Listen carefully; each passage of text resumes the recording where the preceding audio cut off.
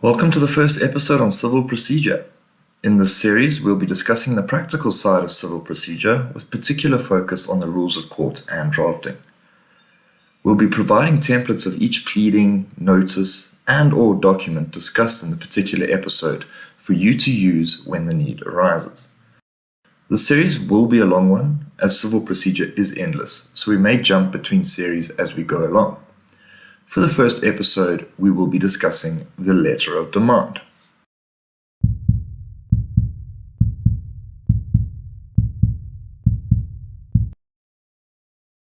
What is a letter of demand?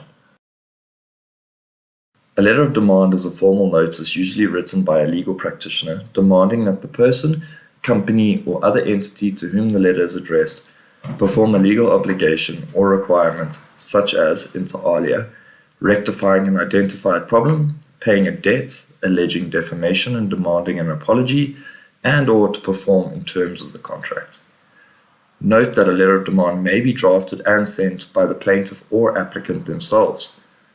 A letter of demand is often sent as a courtesy attempt to get the addressee to perform the legal obligation in order to avoid expensive and lengthy litigation, and is normally the first step in any legal proceeding. Although we say that the letter of demand is normally the first step in the litigation process, it is not always a compulsory first step, despite what you may think. In certain instances, an LOD is necessary to place the debtor in mora. For example, in cases where parties fail to specify a performance date. In other instances, statute or a contract may require the delivery of a letter of demand before legal proceedings may be instituted.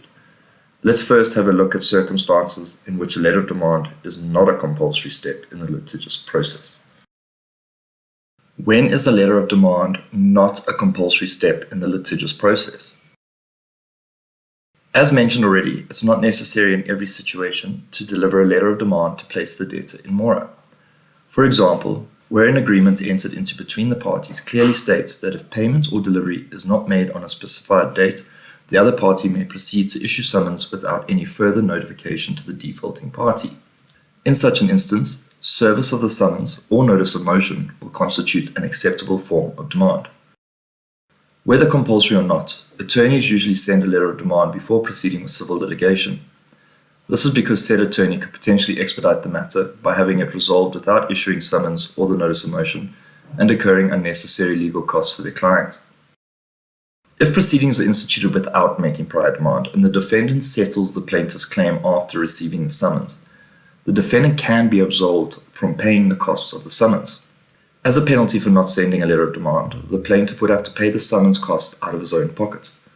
Therefore, from a recovery of cost perspective, it makes good sense to send the letter of demand before issuing a court process. Take note that as per Theron v. Theron and Kock v. Davidson, the rule preventing the plaintiff from recovering summons costs and settlement of a claim where a prior demand was not sent cannot be written in stone. Think where a matter is about to prescribe, for example.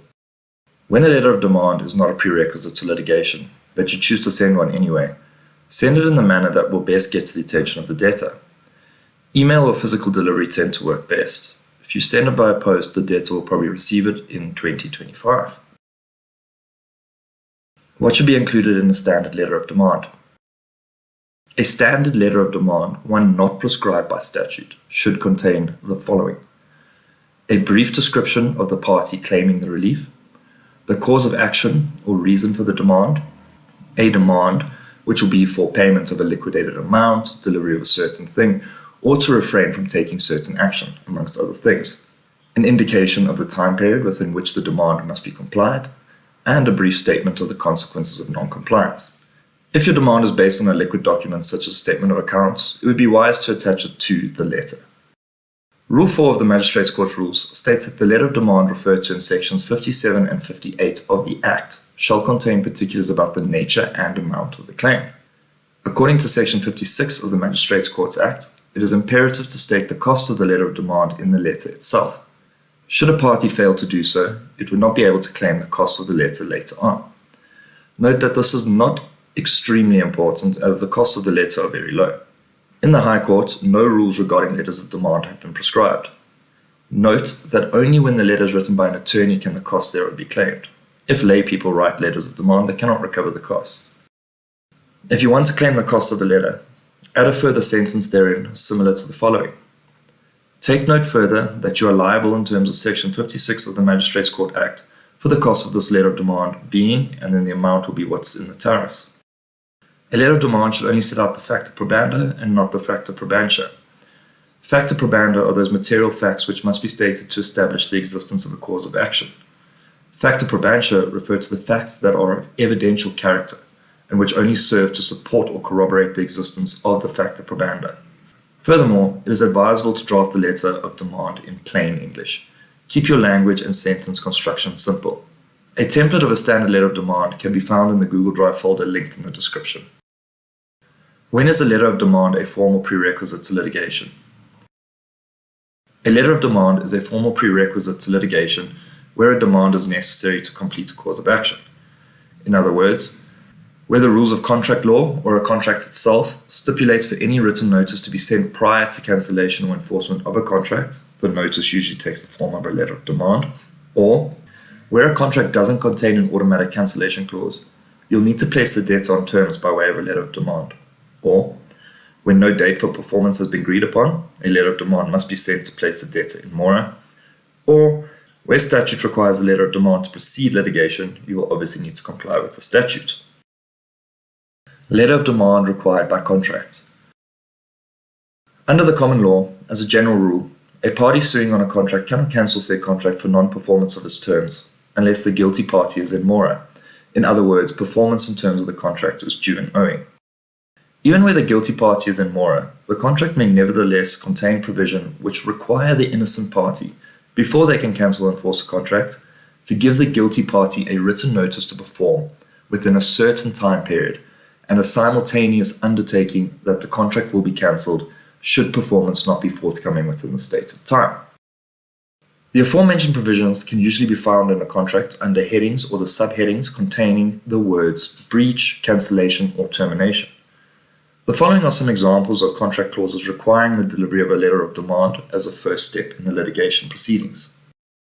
If any party breaches any material provision or term of this agreement, other than those provisions which contain their own remedies or limit the remedies in the event of a breach thereof, and fails to remedy such breach within 20 business days of receipt of written notice from an aggrieved party requiring it to do so, or if it is not reasonably possible to remedy the breach within 20 business days, within such further period as may be reasonable in the circumstances, provided that the party in breach furnishes evidence within the period of 20 business days, reasonably satisfactory to the aggrieved party that it has taken whatever steps are available to it to commence remedying the breach, then the aggrieved party shall be entitled without notice, in addition to any other remedy available to it in law under this agreement, including obtaining an interdict, to claim specific performance of any obligation, whether or not the due date for performance thereof has arrived, this without prejudice to the aggrieved party's rights to claim damages suffered as a result of such breach. Second example, should the tenant fail to pay rental or any other amounts owed to the landlord in terms of the lease agreement on due date, or breach any other term of the lease agreement and fail to remedy the breach within a period of 7 days after receipt of notice to that effect from the landlord, then the landlord may, without prejudice to its other rights and remedies against the tenant, cancel the lease agreement and resume possession of the premises. Third example, in the event of either party breaching the agreement and failing to remedy such breach within 10 days from receipt of written notice to remedy said breach, the aggrieved party would be entitled to claim immediate payment and or performance by the defaulting party of all of the defaulting party's obligations under the agreement, whether or not the due date for such payment and or performance had arrived, and to cancel the agreement without prejudice to the aggrieved party's right to claim damages. As can be seen from the clause examples, a letter of demand will be a prerequisite to the issuing of a summons or a notice of motion. A letter of demand required by a contract should look similar to the following. Dear Sir or Madam, regarding the lease agreement Shop 1 ABC Centre, we act for Hello Properties, the current landlord and owner of the ABC Centre, our client. Here we've got the party claiming the relief. On or about 12 December 2016 and at Pretoria, a lease agreement was entered into between you and our client, the terms of which are to be incorporated into this letter, the lease agreement. We are instructed that you have failed to perform according to the terms of the lease agreement, and that you have failed to make payment, alternatively failed to make full payment of the rental and or other charges on due date. The amount of arrears in terms of the lease agreement is currently R300,000. The aforesaid amount is currently due, owing, and payable, as can be seen by the reconciliation of accounts attached hereto and marked as Annexure A. This is the cause of action or the reason for the demand. As you are in breach of the terms of the lease agreement, this letter constitutes notice to you of said breach, and to remedy same within 7 days from the date hereof, and to immediately settle the total arrears, failing which we hold instructions to institute legal action against you, without further notice for payment of the total arrears and damages, and to immediately proceed with such other legal remedies that our client is entitled to, without prejudice to any other rights or claims which our client has or may obtain. Our client further reserves the right to cancel the lease agreement.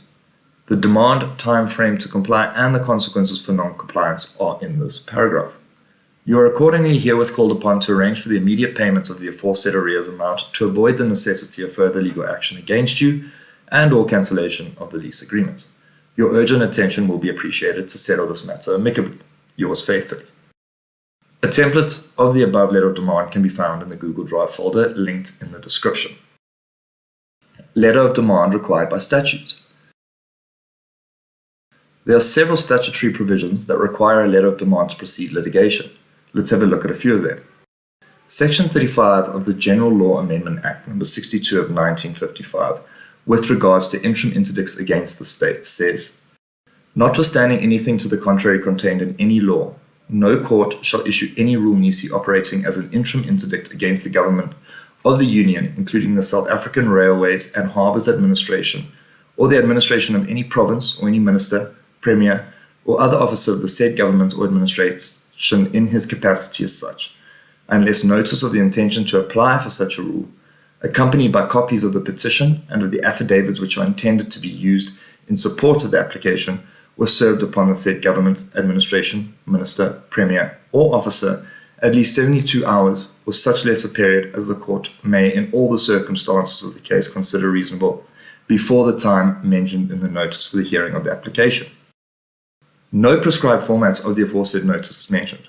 It could be suggested that the notice should take the form of a letter of demand setting out the cause of action, the relief sought, and the consequences if the relief sought is not met.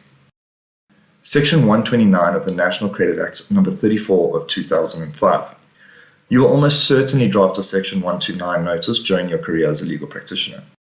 If the consumer is in default under a credit agreement, the credit provider, A, may draw the default to the notice of the consumer in writing and propose that the consumer refer the credit agreement to a debt counselor, alternative dispute resolution agent, consumer court, or ombud with jurisdiction, with the intent that the parties resolve any dispute under the agreement, or develop and agree on a plan to bring the payments under the agreement up to date, and B, subject to Section 130 subsection 2, may not commence any legal proceedings to enforce the agreement before 1. First providing notice to the consumer as contemplated in paragraph A or subparagraph A, or in Section 86 subsection 10 as the case may be, and 2. Meeting any further requirements set out in Section 130. In terms of this section, a credit provider first needs to provide a consumer with notice of his default and a list of possible remedies to overcome the default before enforcing the agreement in a court of law. This ensures that the consumer is given the opportunity to remedy his default by, for example, undergoing debt counseling instead of having to incur legal costs when defending legal action brought against him by the credit provider. The notice initially had to be sent via registered post. However, apparently there has been a recent judgment handed down allowing the delivery of this notice via email. Do not take our word on this. We cannot seem to find the judgment, so just double check. Make sure you know the above sections of the National Credit Act. They are extremely important and non-compliance can be detrimental. A template of the Section 129 notice can be found on the Google Drive folder linked in the description. Section 3 of the Institution of Legal Proceedings Against Certain Organs of State Act No. 40 of 2002 provides that, with regards to instituting proceedings against an organ of state, no legal proceedings may be instituted for the recovery of a debt unless the plaintiff has given the organ of state notice in writing of the intention to do so. The notice must be given within 6 months from the date when the debt became due. The notice must set out the facts giving rise to the debt and also any particulars relating to the debt as the plaintiff is able to give, for example, how the debt has been calculated. Once the notice is given, the plaintiff must wait for 30 days before issuing a summons or an application. The above Act also provides for a number of ways in which a notice can be served on the state, namely by hand, certified mail, fax and mail transfer, or email. Section 19 of the Alienation of Land Act, number 68 of 1981, states, "A seller may not in respect of a sale involving immovable property cancel, enforce an acceleration clause or penalty clause, or institute a claim for damages unless he has given the purchaser 30 days' notice to fulfill his obligations." Section 96, subsection 1a of the Customs and Excise Act number 91 of 1994, with regards to notice of action and a period for bringing an action, states that no process by which any legal proceedings are instituted against the state, the minister, the commissioner, or an officer for anything done pursuant to this act may be served before the expiry of a period of 1 month after delivery of a notice in writing, setting forth clearly and explicitly the cause of action, the name and place of abode of the person who is to institute such proceedings, and the name and address of his or her attorney or agent, if any. In this instance, the provision expressly states that the notice must set out the cause of action, the person intending to institute proceedings must be identified, and his place of residence must be stated, and the name and address of the attorney must be stated. This notice can take the form of a letter of demand. What happens if I do not send a letter of demand as prescribed by statute or contract? If you fail to send a letter of demand or notice prescribed by statute or contract as a compulsory first step and instead immediately serve a summons or a notice of motion, a defendant or respondent can take exception to said summons or notice of motion on the grounds that it lacks the necessary averments to disclose a cause of action. If the court upholds the exception, the instituted action will be dismissed, and the plaintiff will be required to commence proceedings afresh. The plaintiff will also very likely get slapped with a costs order. Can I claim interest in a letter of demand? Interest usually starts to run once a debt becomes due and payable. To determine when a debt becomes due and payable, one must keep two factors in mind: whether a date for payment of the debt has been stipulated, and whether the debt is liquid or illiquid. These two factors are important since they affect the calculation of interest on a claim. Where a date for payment is stipulated, once the date comes and goes and no payment has been received, interest will start to run. If no date for performance is stipulated, the debtor will need to be placed in mora before interest can be claimed. This will usually be done by sending a letter of demand or serving a summons. Whether the debt is liquid or illiquid. If the debt is liquid and the date for performance is stipulated, interest is calculated from the date agreed upon by the parties for performance. As mentioned above, if the debt is liquid but no date of performance is specified, then the debtor will need to be placed in mora first before interest can run. Where the debt is illiquid, subject to what has been said above, interest may be claimed from the date when the debtor receives the letter of demand or when the summons is served on the debtor, whichever date is earlier. Conclusion. We hope this episode has given you more of a practical understanding when it comes to letters of demand. Remember, click the link to the Google Drive folder in the description to access some templates. Please guys, if you enjoyed this video, hit that subscribe button and share this channel with your friends. We also have a Facebook and Twitter page, so give us a follow there too. The links will be in the description. See you next time.